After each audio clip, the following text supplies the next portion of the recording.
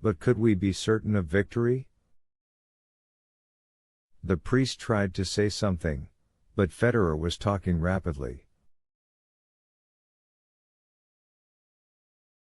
How do we know the strength of Satan's forces? We simply must put forth our best foot, militarily speaking. And that means the automatic armies, the robot interceptors and tanks, the H-bombs.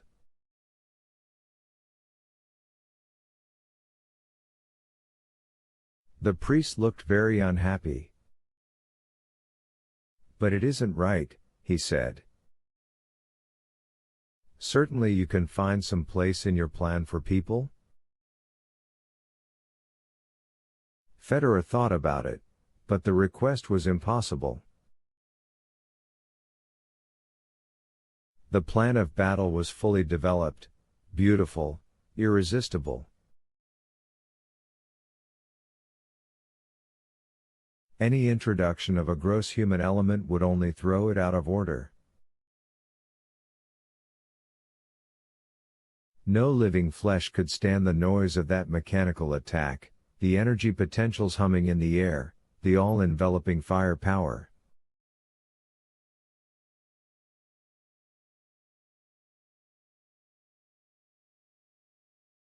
A human being who came within 100 miles of the front would not live to see the enemy.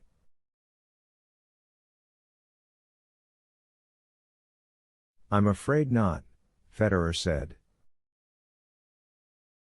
There are some, the priest said sternly, who feel that it was an error to put this in the hands of the military.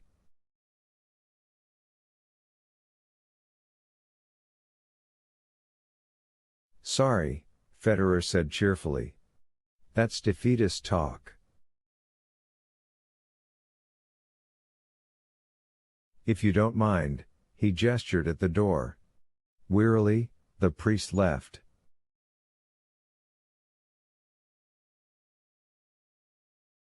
These civilians, Federer mused. Well, gentlemen, are your troops ready? We're ready to fight for him, General McPhee said enthusiastically. I can vouch for every automatic in my command. Their metal is shining, all relays have been renewed, and the energy reservoirs are fully charged.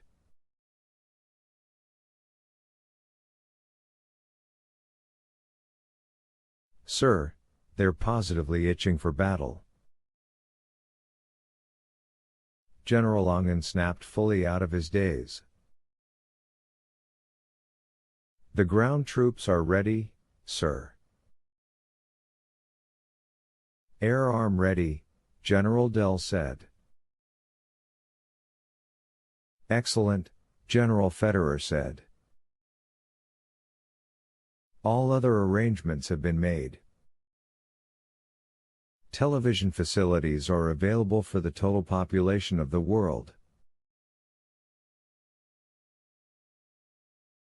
No one, rich or poor, will miss the spectacle of the last battle.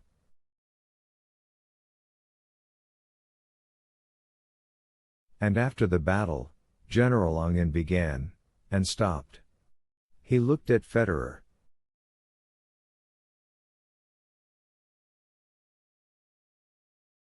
Federer frowned deeply. He didn't know what was supposed to happen after the battle.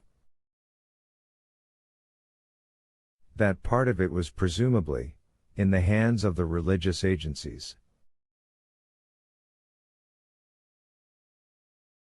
I suppose there'll be a presentation or something, he said vaguely. You mean we will meet him? General Dell asked.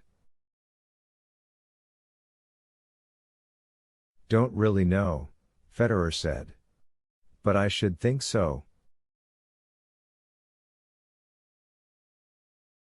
After all, I mean, you know what I mean. But what should we wear? General McPhee asked, in a sudden panic.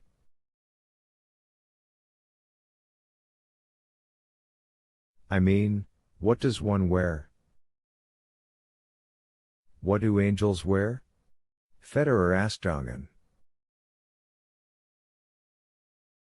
I don't know, Ongen said.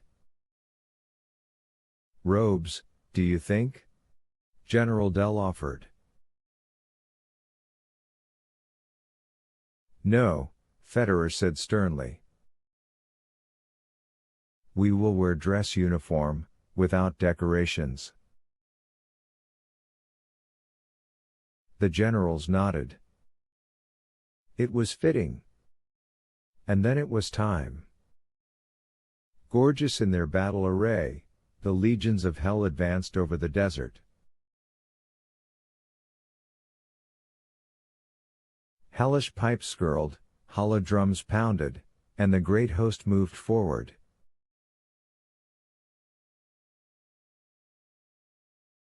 In a blinding cloud of sand, General McPhee's automatic tanks hurled themselves against the satanic foe.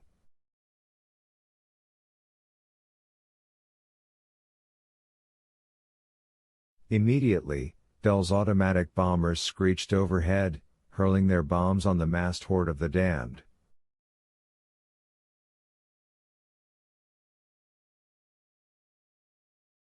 Federer thrust valiantly with his automatic cavalry.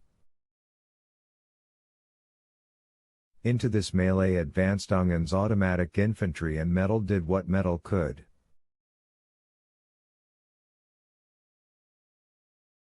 The hordes of the damned overflowed the front, ripping apart tanks and robots.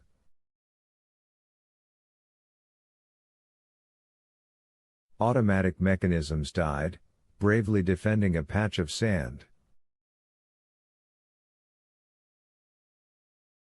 Dell's bombers were torn from the skies by the fallen angels, led by Marshoshes, his griffin's wings beating the air into a tornado.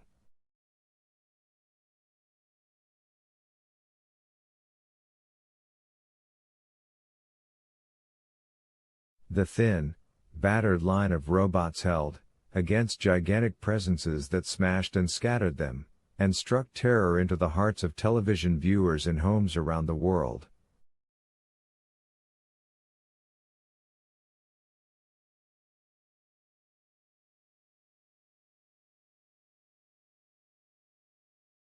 Like men, like heroes, the robots fought, trying to force back the forces of evil.